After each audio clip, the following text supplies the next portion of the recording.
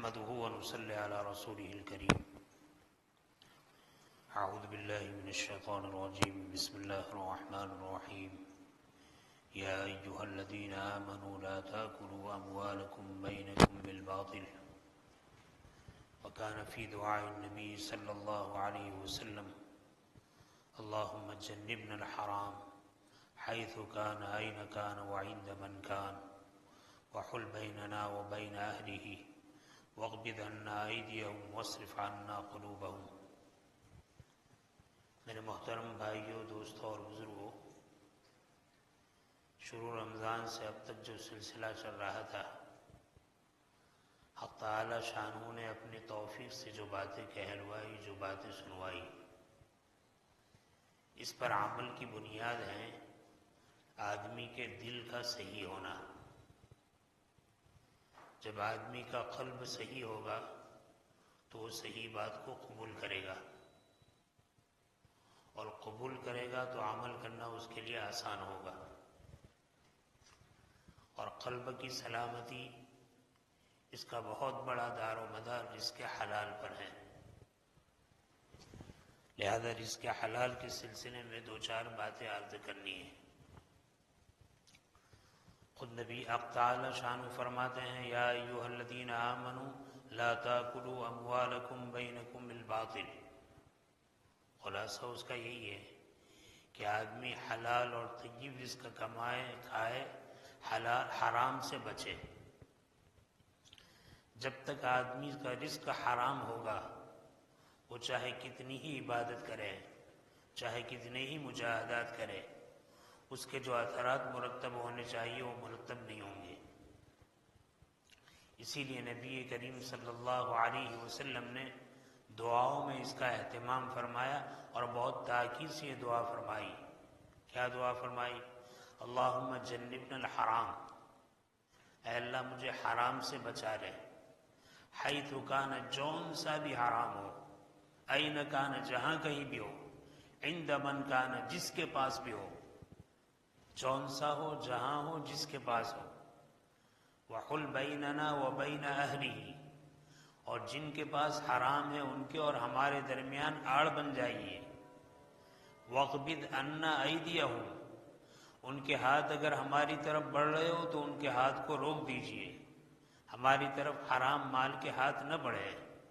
واصرف عنا قلوبہم، ان کے دل میں ہماری طرف کچھ دینے کی رغبت ہو تو ان کے دل ہماری طرف سے پھیر دیجئے. نبی کریم صلی اللہ علیہ وسلم نے بہت اہتمام کے ساتھ یہ دعا فرمائی.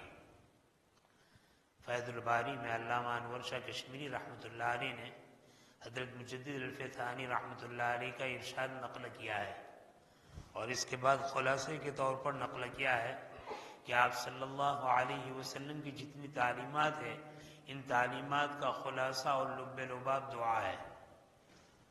گویا کہ دعا میں ساری عبادت کا، ساری بندگی کا خلاصہ اور لب لباب بیان فرمایا ہے. تو نبی کریم صلی اللہ علیہ وسلم اتنے اہتمام سے دعا فرما رہے ہیں. کیوں؟ اگر آدمی کا ظاہر کتنا ہی اچھا ہوگا، اعمال سے لبریز ہوگا، لیکن اگر رزق اس کا اچھا نہیں ہے تو اس عمل کا جو اثر مرتب ہونا چاہیے زندگی پر مرتب نہیں ہوگا. اسی لیے خود نبی کریم صلی اللہ علیہ وسلم نے جہاں دعا کا اہتمام فرمایا، وہاں رزق حرام سے اپنے آپ کو خوب بچایا اور امت کو بچانے کی بہت زیادہ تاکید فرمائی. ایک مرتبہ آپ بستر پر تشریف لائے سونے کے لیے اور سوئے، لیکن پوری رات آپ کو نیند نہیں آئی. آپ کروٹ بدلتے رہے. جن زوجہ مطہرہ کے یہاں باری تھی، ان ام المومنین نے پوچھا کہ اللہ کے رسول کیا بات ہے، آج آپ کو نیند نہیں آ رہی ہے؟ تو آپ نے ارشاد فرمایا کہ گھر میں ایک کھجور کا دانہ تھا، میں نے اس کو کھا لیا. کھانے کے بعد مجھے شبہ ہوا کہ کہیں یہ صدقے کی کھجور تو نہیں ہے. اللہ کے رسول صلی اللہ علیہ وسلم کے گھر میں دونوں قسم کی کھجوریں ہوتی تھی. اپنی ذاتی استعمال کے لیے بھی ہوتی تھی اور صدقے کی کھجوریں بھی آتی تھی تاکہ آپ صحابہ میں تقسیم کریں. تو کھانے کے بعد خالی اتنا شبہ ہوا کہ ممکن ہے یہ میری اپنی ذاتی استعمال کی نہ ہو بلکہ یہ صدقے کی ہو۔ اس شبے کی وجہ سے آپ صلی اللہ علیہ وسلم پوری رات کروٹ بدلتے رہے اور آپ کو نیند نہیں آئی۔ حضرت شیخ رحمۃ اللہ علیہ لکھتے ہیں کہ آپ صلی اللہ علیہ وسلم کا ایک شبے کی کھجور کے بارے میں یہ احتیاط، اور امت کا حال یہ ہے کہ حرام پر حرام کھاتی اور ڈکار تک نہیں لیتی۔ خود نبی کریم صلی اللہ علیہ وسلم کا حال اپنے گھر والوں کے سلسلے میں بھی یہی تھا۔ آپ کے نواسے ہیں حضرت حسن رضی اللہ تعالیٰ عنہ، بہت چہیتے ہیں آپ کے نواسے حضرت حسن اور حضرت حسین۔ حضرت ابو ہریرہ رضی اللہ تعالیٰ عنہ فرماتے ہیں میں نے حضرت حسن کے باب میں دیکھا کہ آپ نے ان کے بارے میں دعا کی، اللہم انی احبہ فاحب منہ واحب من یحبہ، اے اللہ میں حسن سے محبت کرتا ہوں اور آپ سے درخواست کرتا ہوں آپ بھی محبت فرمائیے، اور اس سے محبت فرمائیے جو حسن سے محبت کرے۔ اتنے لاڈلے ہیں، اللہ کے نبی نے محبت کا اظہار کیا، اللہ سے درخواست کی کہ الہ العالمین میں محبوب رکھتا ہوں آپ بھی محبوب رکھیے، اور پھر دعا کی کہ اللہ جو اس سے محبت رکھے اس سے بھی آپ محبت کیجیے۔ حضرت ابو ہریرہ کہتے ہیں اس وقت سے میرے دل میں حضرت حسن رضی اللہ تعالیٰ عنہ کی محبت بہت زیادہ ہو گئی۔ حضرت حسن رضی اللہ تعالیٰ عنہ گھر میں ہیں، آپ نے ایک دانہ کھجور کا لیا اور منہ میں رکھا اور اس کو چبانے لگے۔ چھوٹے بچے تھے جس کی وجہ سے اس کی رال نیچے گرنے لگی۔ نبی کریم صلی اللہ علیہ وسلم نے دیکھ لیا کہ حسن نے ایک کھجور کا دانہ کھایا ہے۔ آپ کو معلوم تھا کہ یہ کھجور صدقے کی ہے، یہ میری اپنی ذاتی نہیں ہے۔ نبی کریم صلی اللہ علیہ وسلم فوراً آگے بڑھے اور اپنی انگلی مبارک حضرت حسن کے منہ میں داخل کی اور کھجور کو نکال لیا، اور کھجور کو نکالنے کے بعد فرمایا اما شعرت لا يحل اما شعرت انا لا ناكل الصدقہ او کما قال، کہ اے حسن تجھے معلوم نہیں ہے یہ صدقے کا مال ہے، اور صدقے کا مال ہمارے لیے کھانا صحیح نہیں ہے، ہمارے لیے حلال نہیں ہے۔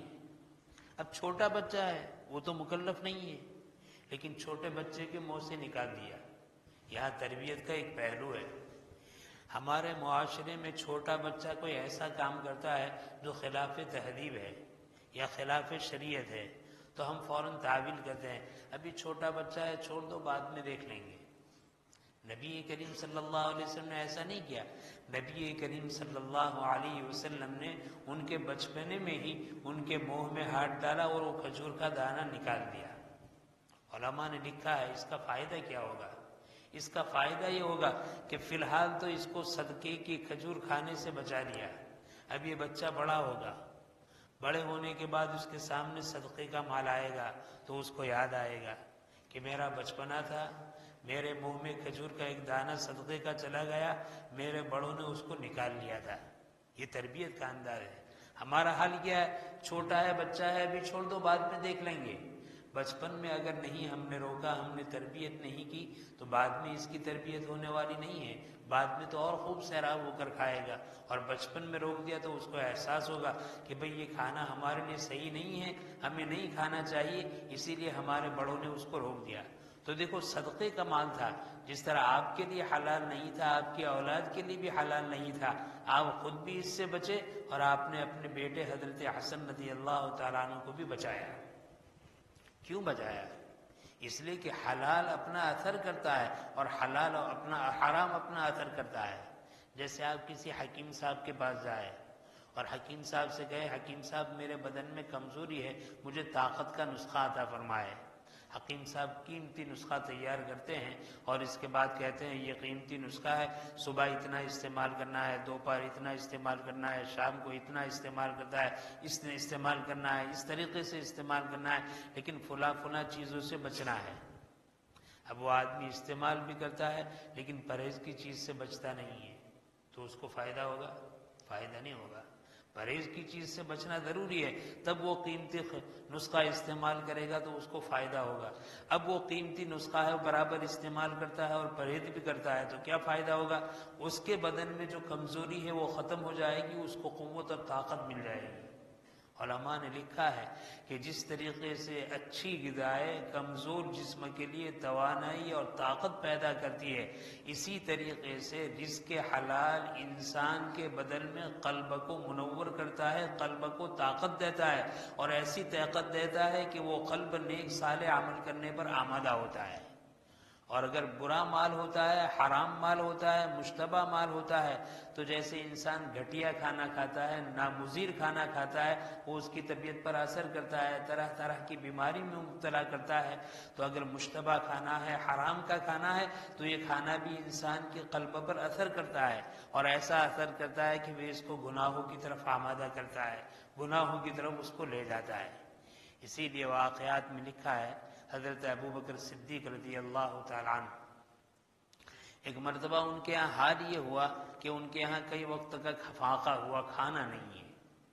ان کا ایک غلام تھا، اس غلام کو انہوں نے خراج پر دے دیا تھا۔ خراج پر دینے کا مطلب یہ ہے کہ پہلے زمانے میں غلام کچھ کاروبار، کچھ ہنر جانتے تھے، تو ان کو کہتے تھے کہ تم اپنا ہنر سے کام کرو، اور ہنر سے کام کر کے جو کچھ کمائے اس میں اتنا مجھے دینا، باقی تمہارا ہے۔ یہ ہے خراج پر دینا۔ چنانچہ حضرت ابوبکر نے غلام خراج پر دے رکھا تھا۔ ایک مرتبہ وہ کچھ کھانا لے آیا، انہی دنوں میں جن دنوں میں آپ کے گھر کھانا نہیں تھا، فاقہ تھا۔ حضرت ابوبکر نے فوراً ایک لقمہ لیا اور اپنے منہ میں ڈال دیا، اس لیے کہ کئی وقت کا فاقہ تھا۔ جیسے ہی وہ لقمہ اندر گیا تو آخر وہ غلام بھی حضرت ابوبکر کا تھا، ہمارا شما کا غلام نہیں تھا۔ فوراً پوچھنے لگا کہ آقا، روزانہ تو آپ پوچھتے ہیں کہ یہ کھانا کہاں سے لایا ہے، یہ کمائی کہاں سے لایا ہے، صحیح طریقے سے کمایا ہے یا ایسے ہی کمایا ہے؟ آج آپ نے پوچھا نہیں۔ اس سے ایک بات یہ معلوم ہوئی، ہم اپنے کارندوں کو کمانے کے لیے بھیجتے ہیں یا اپنی دکانوں پر نوکروں کو بٹھاتے ہیں تو ہمیں پوچھنا چاہیے کہ تم صحیح طریقے پر کماتے ہو، حلال طریقے پر کماتے ہو، یا جھوٹ بولتے ہو، غلط طریقے پر کماتے ہو۔ یہ بھی ہماری ذمہ داری ہے۔ ہمارا تو کام یہ ہے کہ کتنا کمایا، کتنا نفع ہوا، یہ بتاؤ۔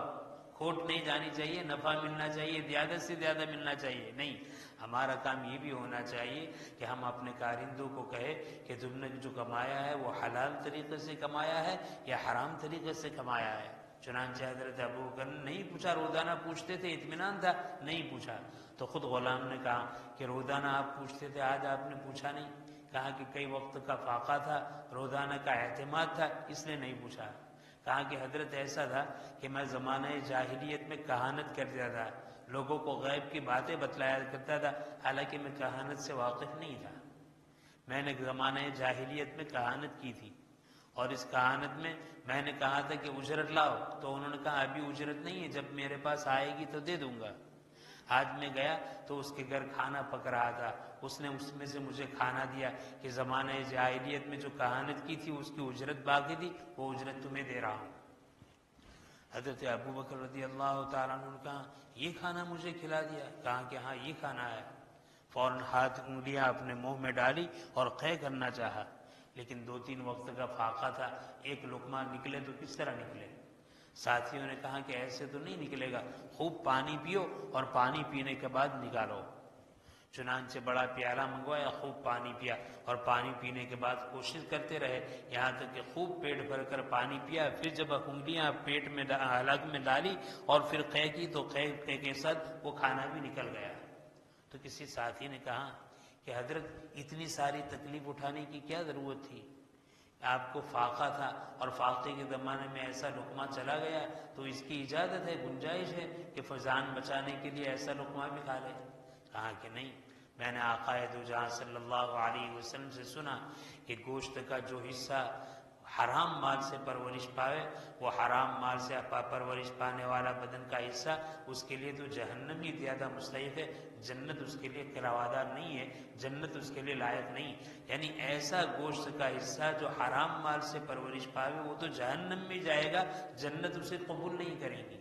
پھر حضرت ابوبکر صدیق رضی اللہ تعالیٰ عنہ نے ایک جملہ ارشاد فرمایا، وہ جملہ مجھے آپ کے سامنے نقل کرنا ہے۔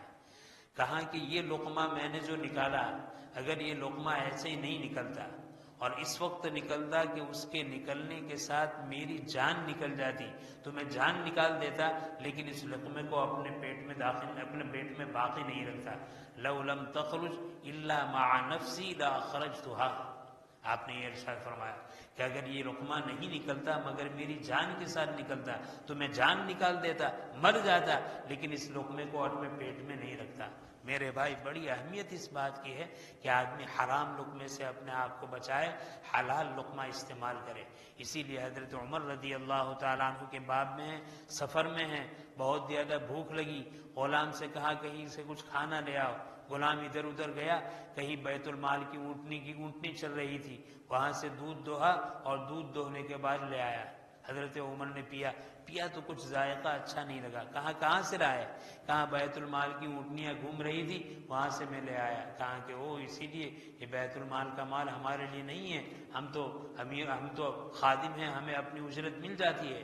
چنانچہ فوراً انہوں نے اپنے ہاتھ کو منہ میں ڈالا اور قے کر دی۔ یعنی بتلانا کیا ہے؟